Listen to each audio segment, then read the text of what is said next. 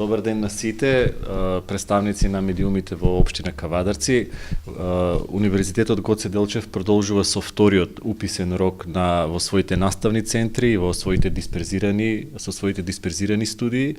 Вториот уписен рок е во завршна фаза и 4 и 5 септември ќе бидат отворени вратите за третиот уписен рок. Она кое што во моментот би сакале да го потенцираме е дека се уште постојат отворени места за поголем дел од студиските програми, со исклучок на факултетот за медицински науки, каде што поголем дел од квотите се веќе пополнати. Генерално на другите студиски програми има слободни места и во наставниот центар во Кавадарци. Станува збор за студиски програми на земјоделскиот факултет, на факултетот за природи и технички науки и на факултетот за информатика. Како универзитет би сакале да потенцираме дека и да споделиме со јавноста една важна информација, а тоа е дека во изминатите 8 до 9 години со отворањето на наставниот центар во Кавадарци, некаде околу близу 1300 граѓани, кандидати од општина Кавадарци всушност се запишале на некој од факултетите на Универзитетот Гоце Делчев во Штип. При тоа интересна е бројката дека близу 900 средношколци по завршување на своето средно образование студирале во наставниот центар во Кавадарци. Некаде 240 од нив имат дипломирано и некои од нив се веќе вработени, некој си е во фаза на вработување или во барање на своја работна позиција. Тоа се некои показатели кои што кажуваат дека Кавадарци е сериозен наставен центар, дека во изминатите 8 години станува збор за сериозна средина, образовна, со огромен образовен потенцијал, и универзитетот во ваквата средина гледа сериозни перспективи и отворање на студиски програми, разговор за тековните студии, сето она кое што ќе биде во интерес на заинтересираните кандидати. Она што може да се спомене за студентите кои што се веќе во втора, трета и четврта година, дека првиот академски час ќе биде на 18 септември. Наставата започнува третиот понеделник согласно правилникот од месец септември. Во фаза се подготовки на сите оние процедури за почеток на наставата. Професорите, продеканите и деканите веќе контактираат со своите студенти, така да универзитетот е подготвен за почеток на новата академска година. Во моментот има околу 1700 пријавени кандидати на Универзитетот Гоце Делчев. Согласно третиот уписен рок очекуваме дека таа бројка ќе стигне до 2000 кандидати.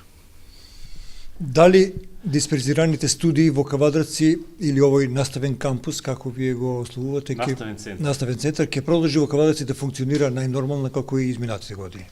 Значи, постојат одредени недоразбирања, веројатно во јавноста дојдовме до такви информации дека се шпекулира дека се укинати дисперзираните студии, дека нема веќе продолжување на наставата, дека одредени студенти од втора, трета и четврта година можеби се загрижени, значи не станува збор за никакво укинување на овој центар во Кавадарци за дисперзираните студии. Сите дисперзирани студии кои што беа во изминатите години и оваа година се на конкурс на универзитетот, и универзитетот започнува со реализација на своите планови и обврски во иднината која што доаѓа. Што ќе се случува понатаму, дали со новиот закон или со следниот конкурс, тоа допрва ќе бидеме информирани од страна на Министерството. Но она што е во моментот важно е дека универзитетот и овој наставен центар е сериозен потенцијал. Оправданоста на овој наставен центар во Кавадарци е од важност за универзитетот и од важност да се земе како добар пример. Бројките кои што ги споменав дека скоро 2000 луѓе од овој регион го препознале универзитетот, доволно кажува дека младите луѓе препознаваат и одбрале место за студирање. Од друга страна, точно е тоа дека има одредени дисперзирани студии кои што младите луѓе не ги препознаваат. Доволно има помала бројка на заинтересираност. И тоа самото по себе го наметнува и отвара прашањето за дебати, за дискусии, за анализи како понатаму. Но верувајте дека наставниот центар во Кавадарци, наставниот центар во Струмица, наставниот центар во Прилеп, кој што има студиски програми исто така од Факултетот за природни и технички науки, кој што суштествено е организиран да биде како наставен центар заради енергетските потенцијали на државата и потребата на индустријата и на стопанството, тоа постои сериозна оправданост. Исто така и Скопје како наставен центар на универзитетот, во овие 4 до 5 наставни центри универзитетот има некаде 500 до 600 луѓе секоја година заинтересирани кандидати, а во изминатите 6 до 7 години станува збор за бројки од повеќе од 3000 луѓе. Колку студенти ќе примате за оваа 2017-2018 студиска година и колку има досега запишано на дисперзираните студии во Кавадарци? Значи во моментот има околу 50 на пријавени кандидати, тоа е во моментот што го имаме како информација на трите факултети генерално, но заинтересираноста веројатно ќе се зголеми во третиот уписен рок и после третиот уписен рок точно ќе ги знаеме бројките. Нашите очекувања се дека до 100 студенти би дошле во наставниот центар во Кавадарци. Тоа е бројка која што се движи овие години, некогаш повеќе, некогаш помалку.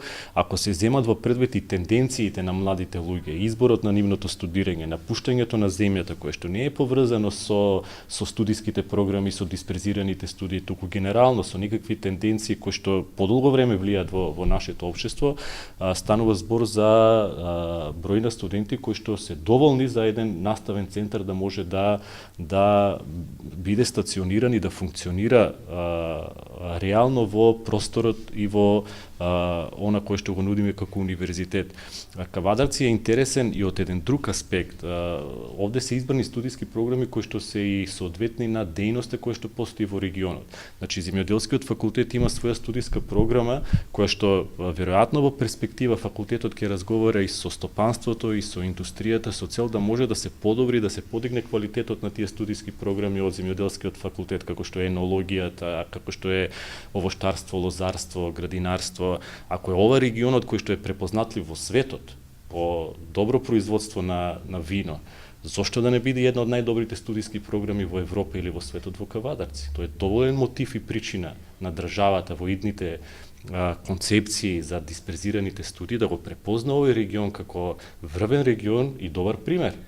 Истото прашање може да се отвори и за Струмица, и не само за земјоделство, и за информатика, и за некакви студиски програми кои што можат да дадат сериозен импакт во средината. Тоа ќе го наметне прашањето и за мотивацијата на младите луѓе да останат во средината, тоа ќе го наметне прашањето за поголемо спојување на стопанството и на образованието, и на средното, и на високото, поддршка на младите луѓе со повисоки стипендии да го изберат факултетот, од друга страна подигање на нивото на квалитет на факултетите во Република Македонија. Сите тие прашања ќе дадат веројатно и подобар концепт и за високо образование, и за задржување на младите луѓе. Зошто да не земат младите луѓе големи стипендии кои ќе студираат на факултети? Значи, тоа се прашања на кои што треба да се разговара, треба да се дебатира, на тие прашања всушност се поврзани со иднината и на државата. Само на тој начин ние ќе ги задржиме луѓето од кои што треба да ја градат иднината во нашата држава. Тоа се прашања на кои што работат голем дел од западните земји. Значи, ако можат другите западни земји да дават стипендија на граѓани од други држави, сериозно се поставува прашањето зошто не го правиме ние тоа за нашите граѓани. Тоа се теми на образование, на дискусија, кои што потитно мора да се отворат во државата, се со цел да изградиме една реална стратегија во високото образование, со стопанството, со индустријата, со општеството генерално, кон подигање на квалитетот на живот. Тоа сепак значи дека односно земјоделските науки се најпривлечни за кавадаричките студенти. Па не мора да се каже, има заинтересираност и на студиската програма на индустријска логистика. Веројатно со отворањето на некои потенцијали тука младите луѓе почнуваат да препознаваат, но веројатно и треба повеќе време за да се создадат и навики, веројатно треба и повеќе време за да се подигне културата на квалитет на комуникација помеѓу општеството, стопанството и образованието, веројатно треба повеќе време, повеќе работа на вмрежување, на споделување на одговорноста.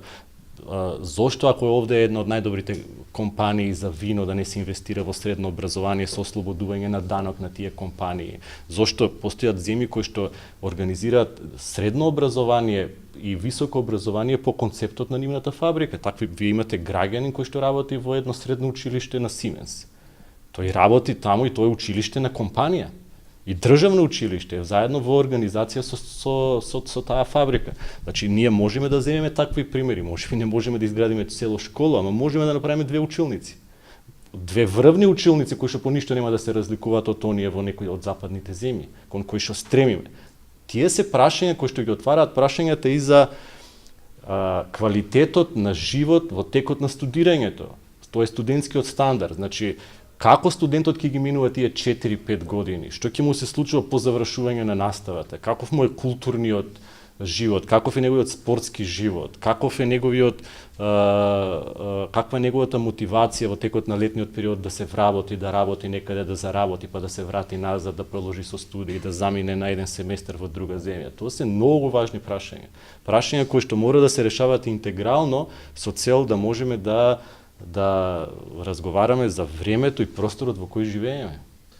А каква е соработката со локалниот бизнис сектор и стопанството воопшто во однос на испорачување на она практична работа која што е дел од наставната програма, е можеби најважна за претварање на она теоретско знаење во практика?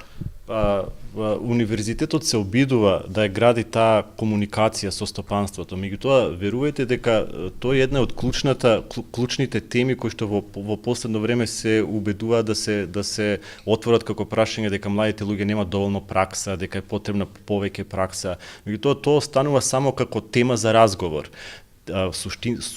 Суштествената тема е како ќе се направи протокол за тоа што е практична работа, што е теориска работа. Кој е одговорен кога е студентот на практична работа? Заработува ли студентот? Кој го плаќа студентот? Може ли таа компанија да добие субвенција од државата ако студентот, знаете, студентите додека се на работа и заработуваат, бидејќи работат некаква работа која што е во интерес на стопанството. Тоа е веројатно мотивот за да може тој да се вклучи. Од друга страна да може да има и некој бенефит од тоа, па да може да го искористи. Тоа се теми на кои што мора да се вклучиме заедно и како образование, и како стопанство, и како ресорни министерства. Тоа се едни од важните теми кон кои што ние треба да се стремиме. Постои соработка, меѓутоа нивото на кое што треба да стигнеме, мислам дека треба да биде уште подлабоко и да може да се отворат овие теми. Но тие теми не се само поврзани на универзитетот и на стопанството, тие се поврзани и со законски обврски, тие се поврзани со нова филозофија, со нова парадигма за тоа што е образование за 21 век.